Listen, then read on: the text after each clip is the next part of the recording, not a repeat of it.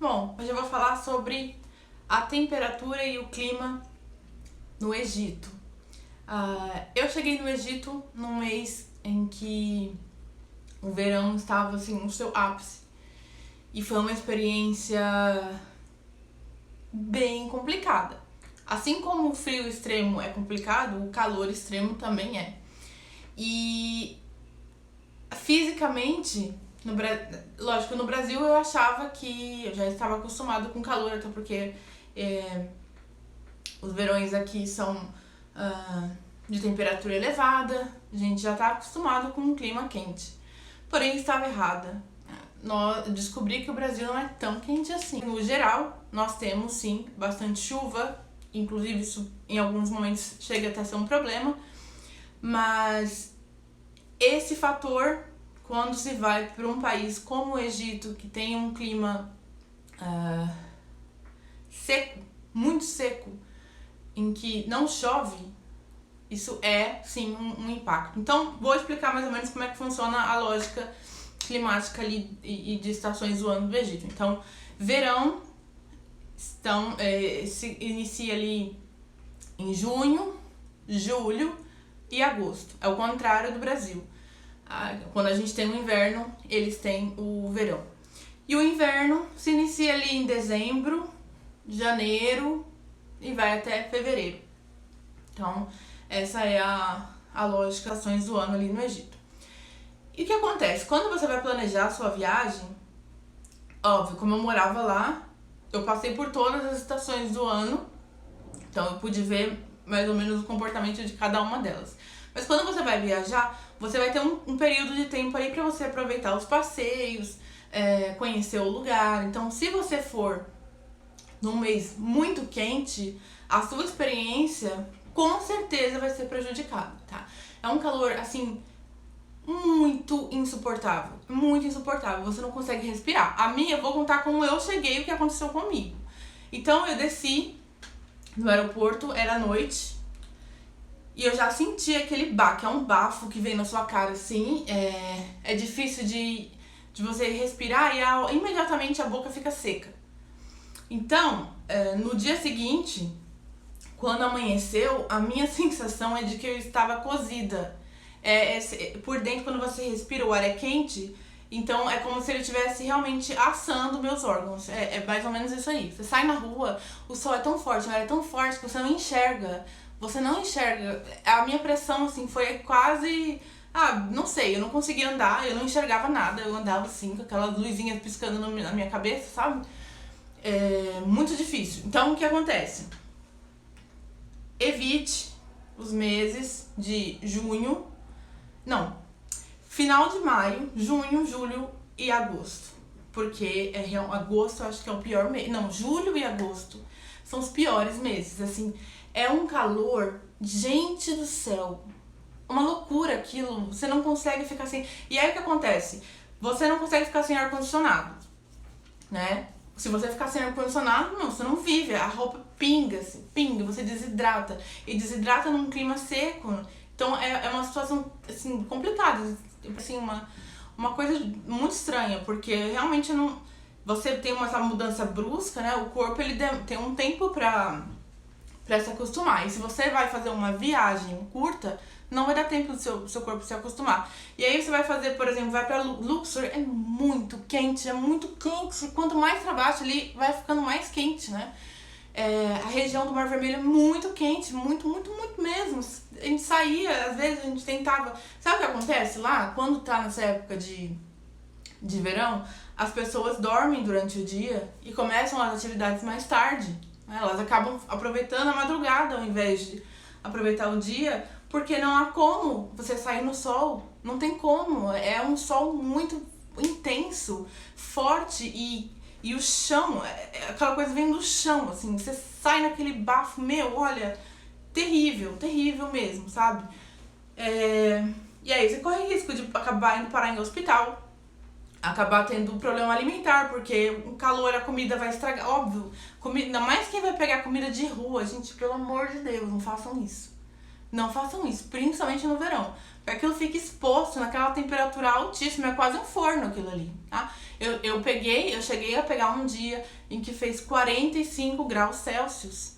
45 é muito quente, porque a sensação térmica ainda é maior do que a temperatura marcada ali no termômetro, né?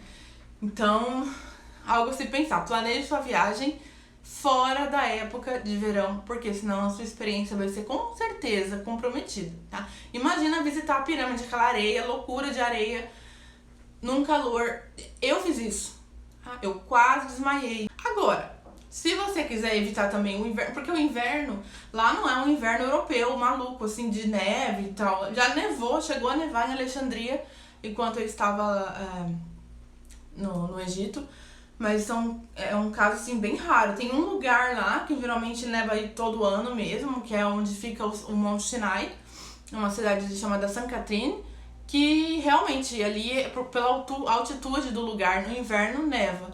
Mas no Egito geral não neva, assim, não chega a essa temperatura e não é uma condição climática ali do país, mas faz frio e é um friozinho, assim, ali parecido com o nosso inverno em São Paulo, por exemplo, no Sudeste. É um inverno já, você tem que pôr um casaco e pode atrapalhar um pouco o seu processo de passeio, de conhecer o país, principalmente no mar, né? Se você for fazer alguma coisa ali de mergulho, alguma coisa turística na praia, aí pode sim, porque fica frio, né? Você não consegue aproveitar exatamente. Agora, pro restante, o inverno, as outras cidades, o inverno não vai ser um grande impedimento, não, tá? Porque o Egito tem a grande vantagem de ter sol o ano inteiro. É o ano inteiro, gente, não chove lá, só chove na parte norte, onde fica Alexandria. O Cairo chove, mas quando chove, assim, é uma catástrofe, porque como eles não estão acostumados com chuva, aquilo não escoa, né? Eles não estão muito adaptados com essas tempestades, então pro país é um evento quando chove. O Cairo ainda, essa parte norte, ainda assim, eles estão um pouco mais acostumados com chuva. Agora, onde eu tava mesmo em Hurghada, que é ali a parte pra baixo, onde está a região turística do Mar Vermelho, não chove. Eu fiquei lá 2 anos e a única vez que eu vi chuva, foram 3 vezes em 2 anos. E era uma garoinha, assim, mas era uma garoinha tão ridícula que pra eles já era tipo, nossa, choveu, sabe? Era um evento, as pessoas iam pra rua pra ver, pra tocar, porque, nossa, eles achavam o máximo que tava chovendo, assim, não chove nunca. E todos os dias aquele sol. Eu, particularmente, amei esse clima. Podia estar o frio que fosse, você podia sair na rua, que o sol mesmo te esquentava, então não tinha problema, sabe? Pode estar, a temperatura tá baixa, mas você vai pro sol e você consegue ficar ali. E o Egito venta muito. Inclusive, por conta das fortes correntes de vento, ele é um ótimo destino para quem pratica o kitesurfing. Inclusive, é um dos principais destinos para quem pratica esse esporte, porque realmente o vento ajuda bastante as pessoas que gostam dessa atividade. E um outro ponto que o Egito é muito conhecido também é pelos mergulhos. Quem pratica esse mergulho profissional tem ali um prato cheio para aproveitar nas cidades de Dahab, Sharm el-Sheikh, Hurghada, principalmente essas, né? Marsalam também, que é uma outra cidade que tem pontos maravilhosos para quem faz mergulho. Um outro ponto em relação ao clima. Então, o principal, evite o verão. Não precisa evitar o inverno, mas se você puder evitar, os melhores meses para se viajar para lá são de março até metade de maio, então março, abril, metade de maio, ou então setembro, outubro e novembro. Esses meses são os melhores, o clima tá assim perfeito. Você não vai ter nenhum calor escaldante, nem um frio que vai te impedir de nadar, então você consegue aproveitar, assim, tudo. Todos os lugares, todos os passeios nesse período são os melhores da vida, assim. Mas eu sei que muita gente tem problema de férias escolar, a pessoa precisa sair de férias naquele momento, né? Porque às vezes tem filho que só pode sair naquele momento, ou o trabalho mesmo só sai em julho, agosto.